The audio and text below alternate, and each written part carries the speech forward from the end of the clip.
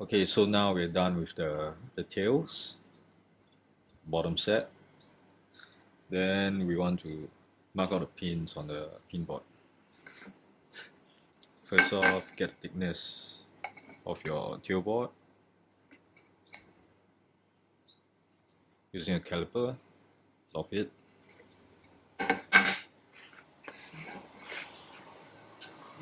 So, reason we get the thickness is so that we can mark this line over here.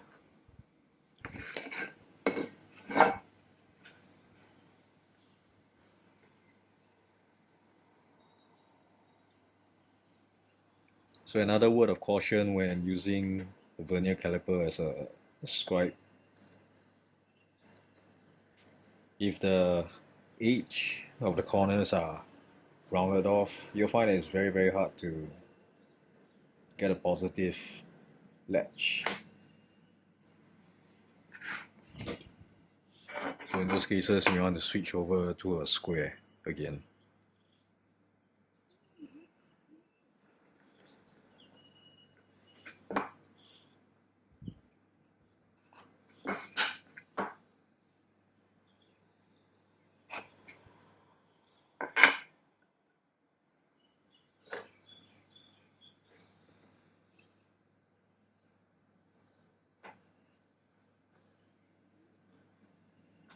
Okay, so the line that we scribe with either a knife or pencil, it should be flush when you line it up like this. So see a line, then line it up.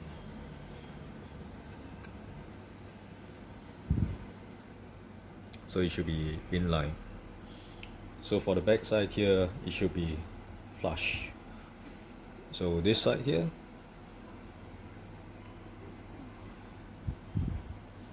this part here should be flush with this piece.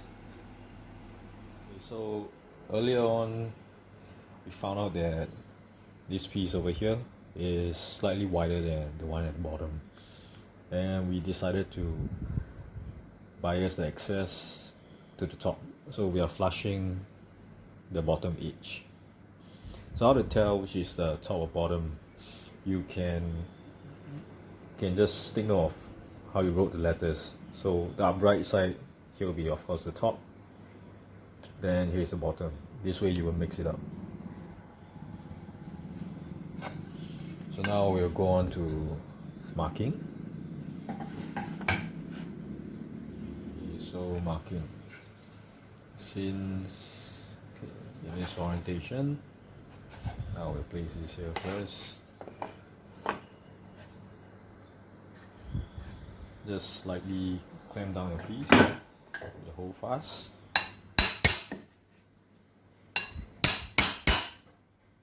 So before we draw, we need to make sure that it doesn't need a bias. We bias on the correct side of the edge. So the end grain here should be flush with the long grain side.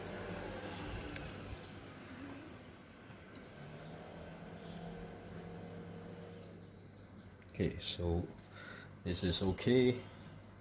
Then now we can start to draw the pins from the inside.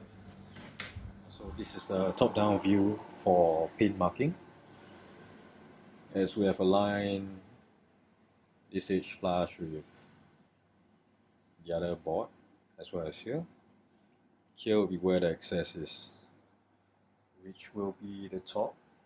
So from this orientation wise, if you have cut the tails properly, there should be minimal gap that you can see square on around here. But if you tilt, of course you can see some light gaps. Square on should be quite flush, then you'll be good. So now what we need to mark out is on the inside, this portion as well as this portion. So you want to use a slender pencil like this, very slender cone, very long sleeve here to allow you to reach deep in. So once it's properly aligned, then we just mark out.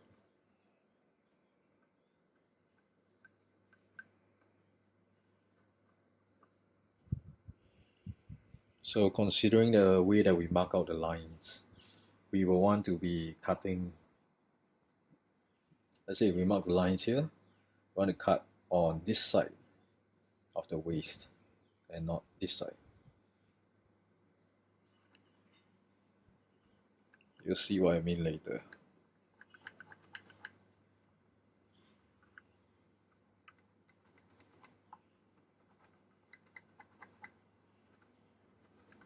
Okay, so now we remove this. This is what we get. You're gonna get like markings here, stuff in between will be quite faint. It's fine, because our saw is straight. So long got these 2 points of reference, the parts in the middle will sort itself out. You can of course use a ruler to trace. So like this.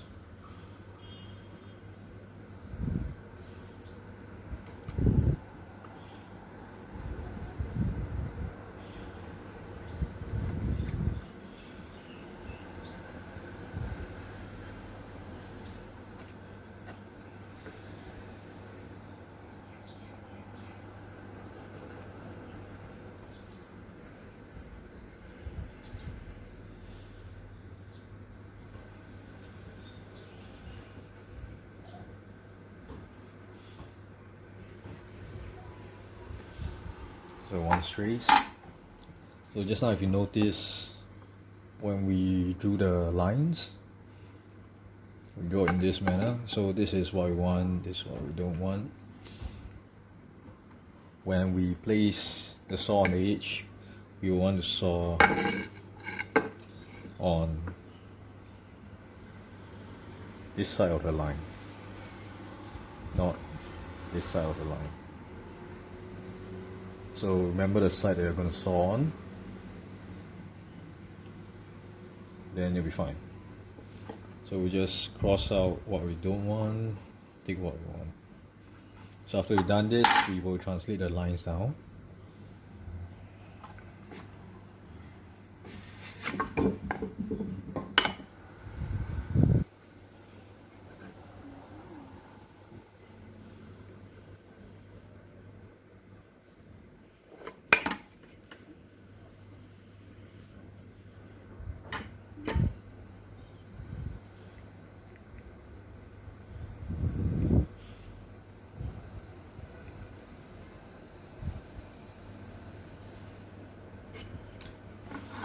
We're going to set square.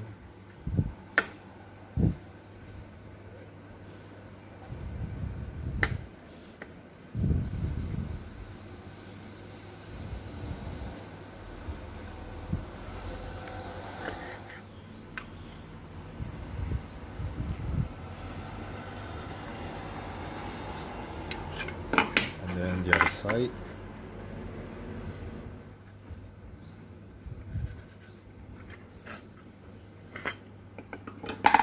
Okay, so like this. Now we can start sawing again.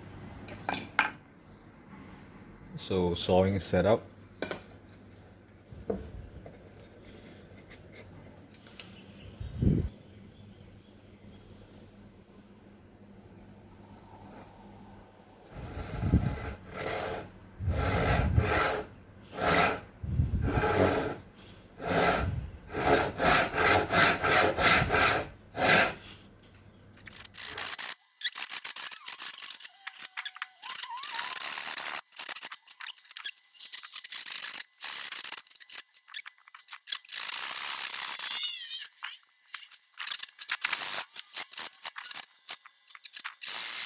Okay, so this is the result from sawing. If you're not confident of sawing right beside the line, it's fine to have a bit of excess. It's quite easy to clean it up anyway. So the worst thing you can do is of course to saw on the wrong side of the line. That will be here instead of on this side. And that would mean you'll need to get another piece of board to do this again. So we have excess, we need to trim. Most likely pieces like this don't really need to clean much. We just need to take out this thing first. So we're gonna do the same thing that we did earlier on for tails, which is to lightly tap out this knife line using the large chisel, which is the 15mm one.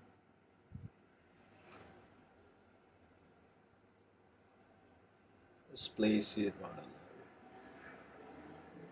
So let's say if you use a pencil to draw the line out using this method, where you just place it like so and draw it. In those cases, your line, let's say your line is here, you will be placing the blade of the chisel on this side of the line instead of this side. So do take note. But in this case, I'm using kind of like a knife line, so I'll just go straight on the knife line itself.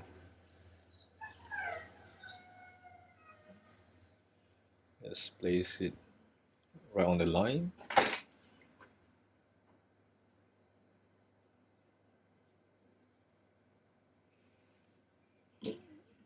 Keep it upright, like that.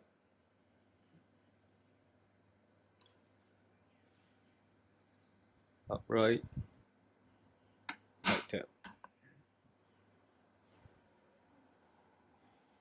So at this stage, if we were to tap harder than required, we will shift the knife line inwards. That would dent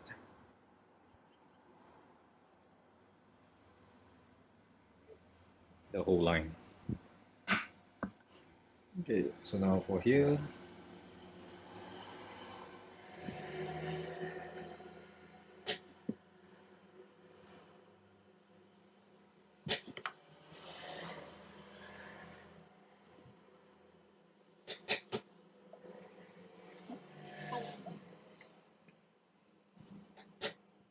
okay, so now we tap the line throughout here. Later we'll just tap here as well. Okay, so now we got all the light taps done across the areas which are the waist. I'll show you some illustration to explain why we need to do that tap and that light pairing to get a wall done before we start. So this is a side view from the board. Earlier on we were doing light taps in this manner. So a light tap is probably like just this deep in the surface. At this stage there's still a lot of waste here.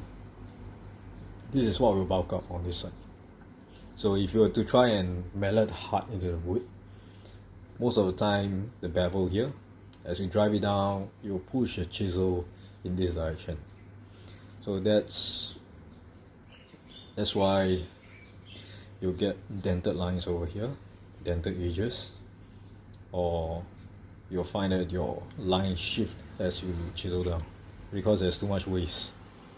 So the only time we chisel right on the line is when you have less than 0.5 mm of waste left. So those will easily go away and not exert much force to push this in this direction. So once you chisel down, there's a small little nick in the surface. Then we would pair in this direction very lightly and pry it up, as seen in our tails portion earlier on. So this action, as you pry it up, it will form a very clean wall here. So this wall is critical for all cases like this when we want to pair along with the grain. So pairing along with the grain of the wood will be like so. So now we got this done, we're going to pair in this manner. So your bevel of the two acts like a wedge. So your wood grain is all running in this direction. So as you drive it in this manner, it will of course start to wedge outwards. So once you are close to this wall, of course you will wedge out and stop somewhere around here. You will not want to drive the chisel beyond this line, else you will run a high risk of splitting the wood around here. So this line is quite critical. So when you drive it close to the wall, it will appear like this. So you drive it here, and you got your waste here. So once you got a huge lump of waste here, you will chop it down in this direction, get rid of this, and then continue so on and so forth. So this small little wall here provides like a snap point.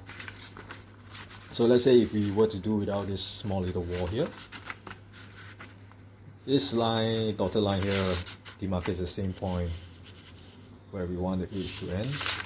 So let's say if we were to do without that small little nick, small little wall, if you try to drive it right to the line later, you'll find that the wood runs a very high tendency of splitting beyond the line in a very uncontrolled manner. Of course, even in this scenario, sometimes the wood will start to split beyond the line. So at the first sign of that, do not go any further. Just chop off the waste and see, of course, if there's any need to glue back any stuff. Start the paring. Very shallow angle, go right to the knife line.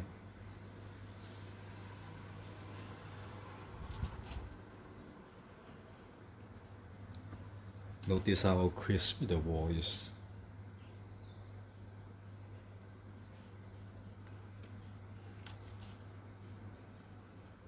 Go in, lever up, then flick it off.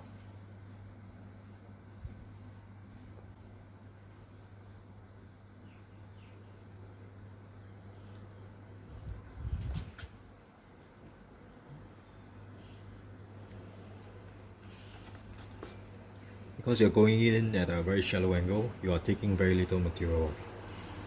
When doing this, there is no need to use strength at all. If you use a lot of strength, you run a risk of overshooting, then that will ruin the wall.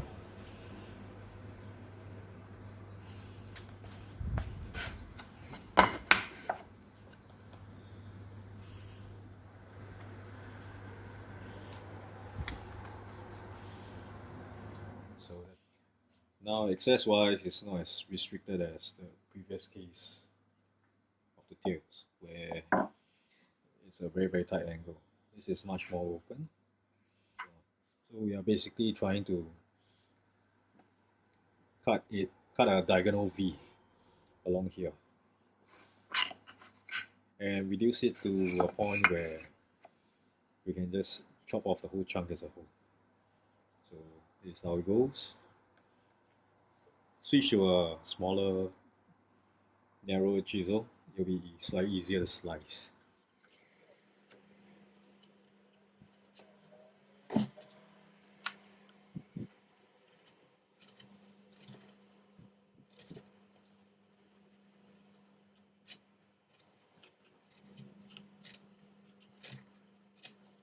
Just keep paring down.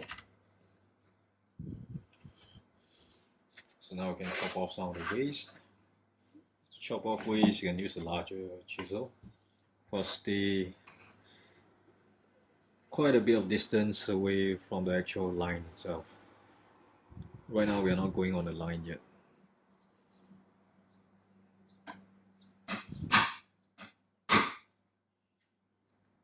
Remember not to pry against the wall, pry away from the wall if need. So once we clear that, go deeper. Same thing, go diagonal first.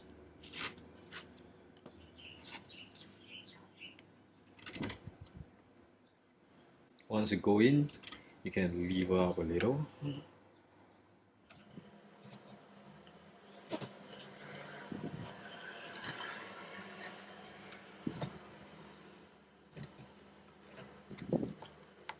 Let's chop off some waste again, then we'll flip around.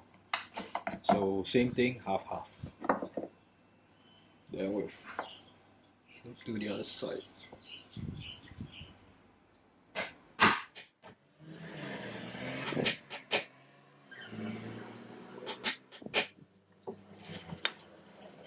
So before we flip, we can go right to the line. Just keep reducing the waist portion until you're half a mil before the line. Then go on the line. Okay, now I'm going on the line.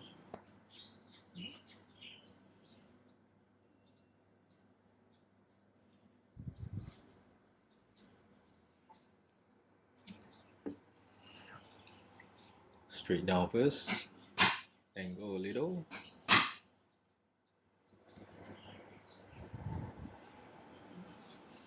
So you can walk your chisel in this manner.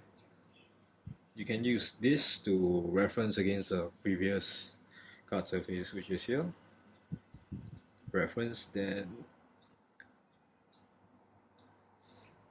lever down.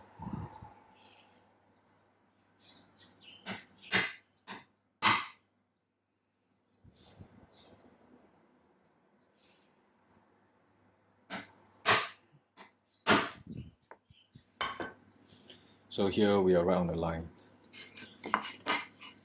Now we'll flip around. You can see here, when you pry it up, the ends kind of like stop very cleanly just before this line. Without this line, this will go beyond.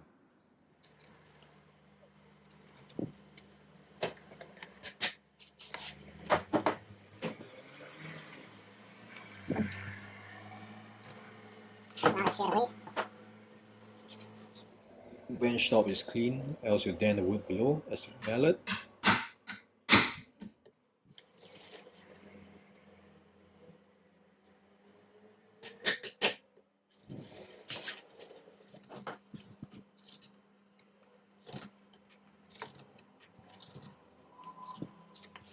And chop off the waste.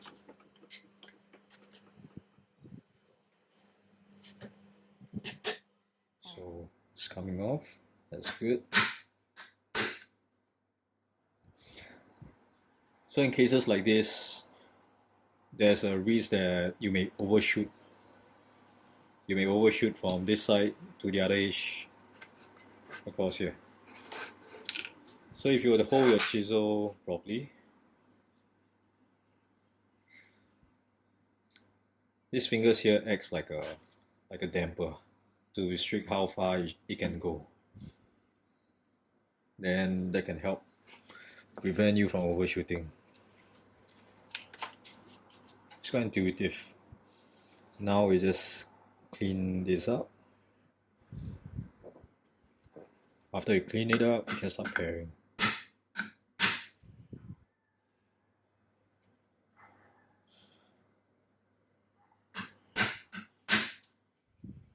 Now right on the line.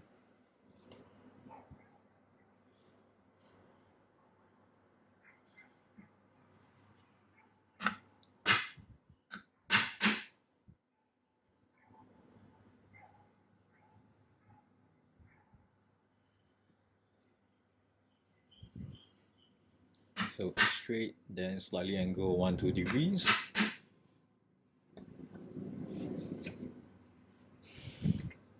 So that's that. Now we check for flatness.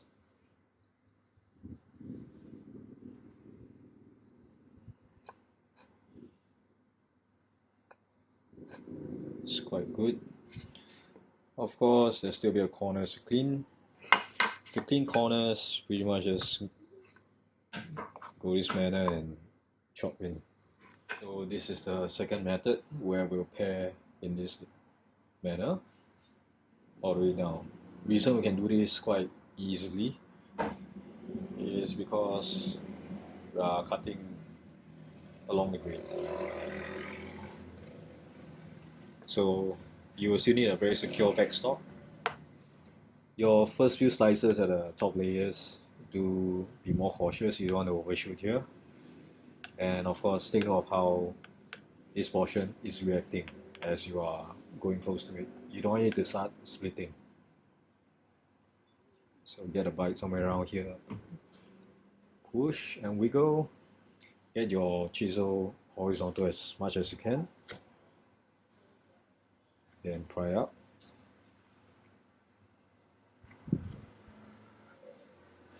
As we go.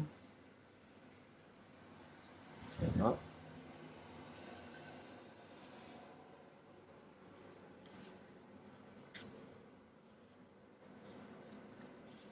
Wiggle and up.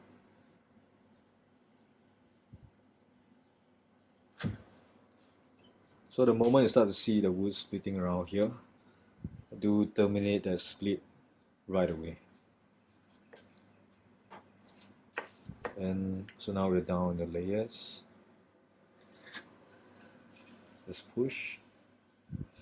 Else you can use a mallet to lightly tap as well. But mallet usage is only after the initial part.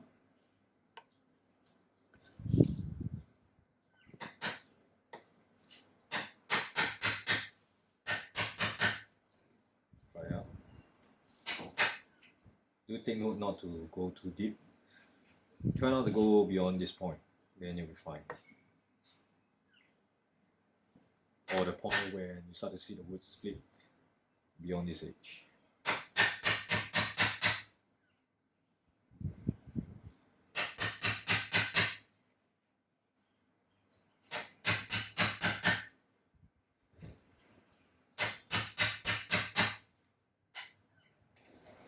Now I can chop off the excess.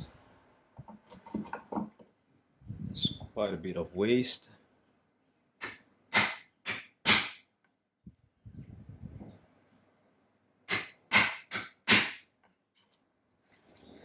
Do be careful when chopping here as well, because your pins are running in this orientation.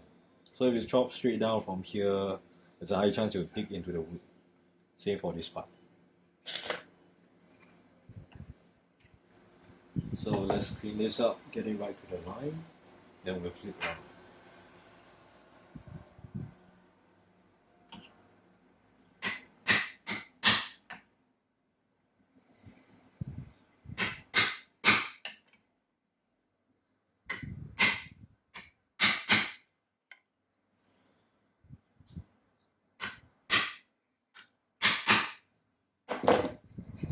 So now we'll do the other side. We go instead of pushing hard, because you'll be more controlled.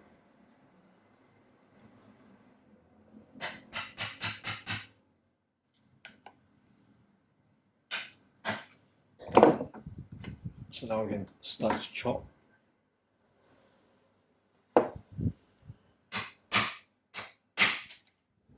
Just clean up the waste more, then we'll go around the line.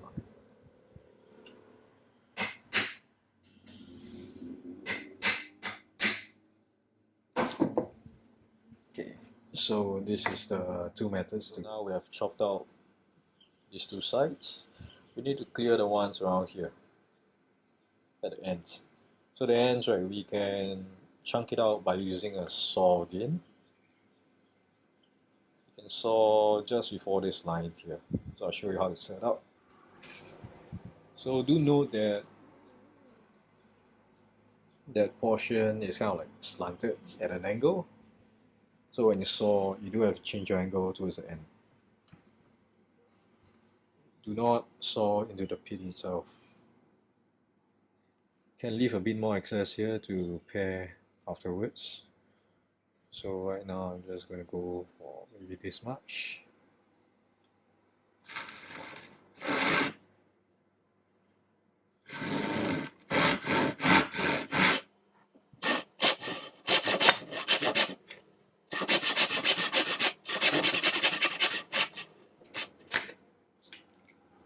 Okay, so now for the other side.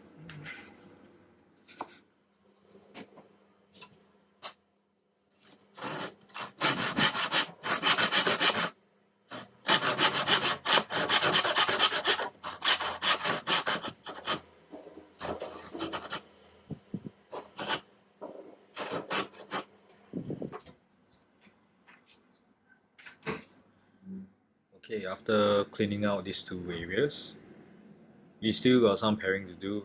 We'll do that later. We'll do corners first. So still a bit of excess around here. Let's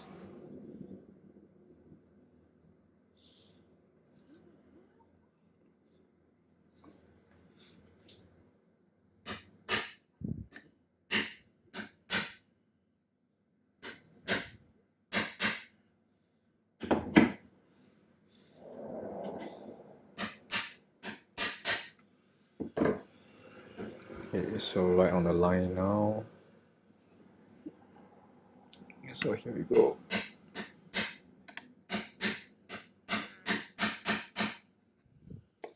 Now we try the other side.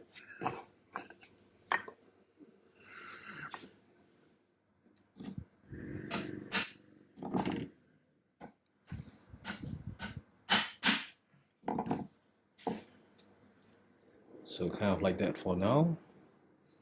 Both this side and this side are right on the wall. Now I'll trim here. Trim the excess. Make sure you stay within the boundaries here as you pair the middle, because you don't want to risk chopping down the walls on here, which is perfect for now. Just hold chisel like that.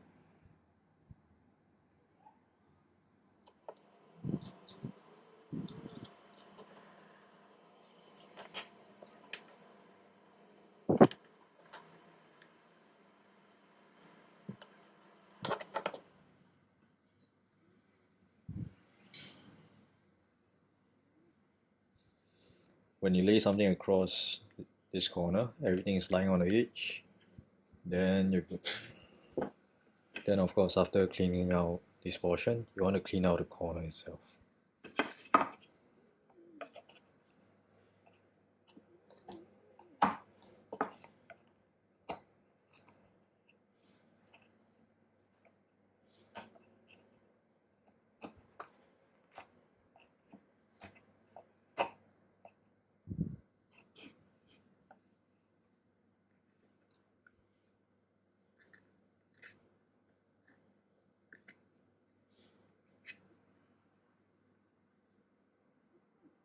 So now I'll proceed to clean all the other three. Okay, so if you want to be extra safe, before you start trimming any of the excess here, line it up with your tailboard.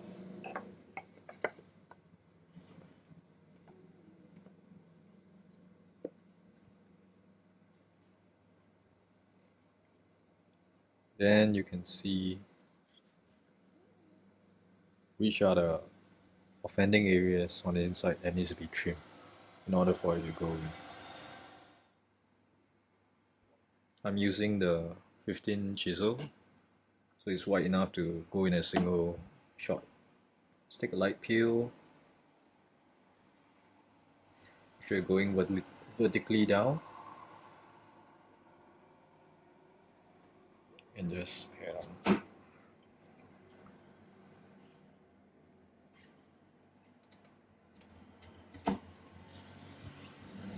So let's say if you trim and a huge chunk of here broke off, or somewhere around here messed up, so long as it's on this side of the pin, when you fix with the rest of the body in, it's going to be concealed. So yeah, so long as it's not too bad to affect it structurally, it's okay. So now we'll take it out and try to do the test fit. Okay, so test fit time. This is DA, so it's supposed to go like this. If all goes well, that first bit around here, it should be able to go in without much problem. So as we try to push it in or drive it in, whenever you encounter resistance, just take it out. Don't try to force it in. So if you try to force it in when there's a lot of resistance, you will break the wood somewhere around here. It'll cause splits, etc. So just take it out. You'll see parts of the wood that's interfering being compressed or burnished. They'll just look shiny. So those are the parts later on that you will take out by paring them off very lightly. Just line it up.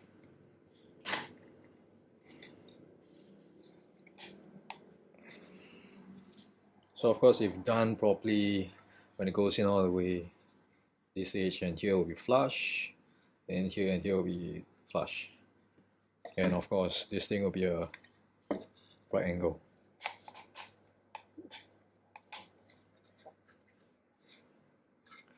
So at minimum, you should be able to go in this much for the start. Now we'll just study and see which are the offending bits. So things like this will work.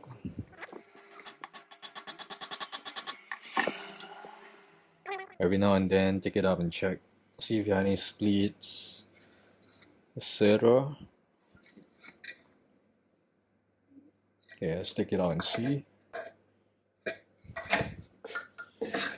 So to take it out, right, just use the cushion block like so. Tap here. So burnish marks tend to look like this. It's not so easy to see from this terrible lighting. They basically just look shiny, glossier than the rest of the matte looking wood. So whenever you see those are the compressed parts. That means it's a very tight fit over those. You can take a thin pair from the side down. So just slice what you need. Do not slice in excess, else it will be too loose.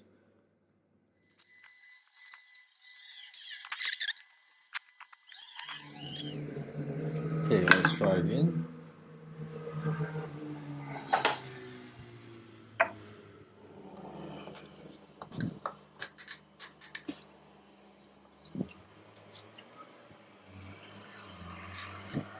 So again, carry like so as well.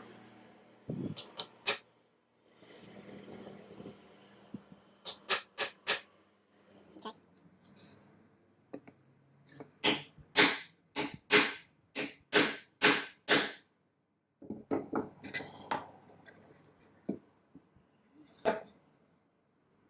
There's a bit of wood being pushed out around here. So I'll take it out. Then I'll clean this side of the tail wall. Else there's going to be quite a bit of wood blowout when I push this through. Okay. So continuing from just now.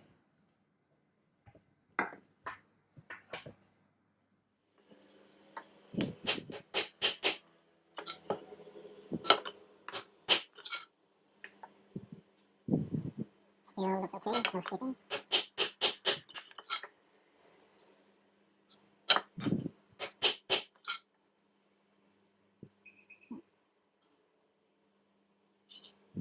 Some slip.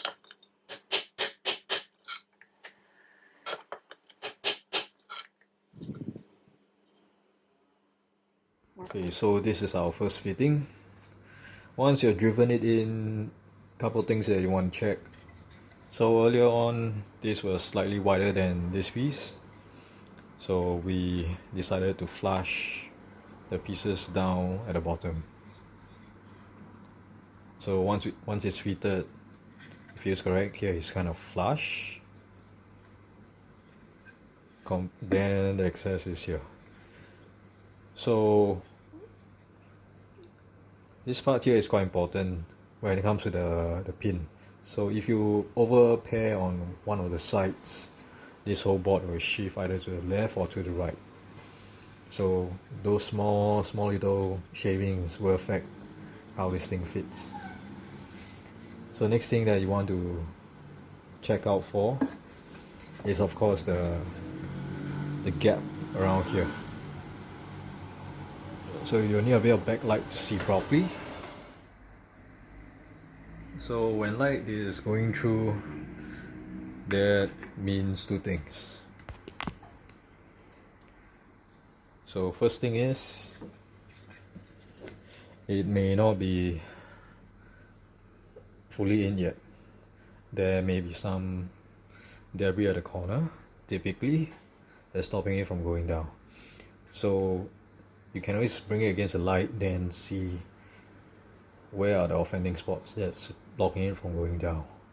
Then mark out those spots, disassemble the joint, then pare down those spots. Another thing that it can be is because we overcut on some of the sides, so light is going through. So in those cases, then we'll just leave it be or fill it with something else. So third thing you want to take note of is whether it's fully in.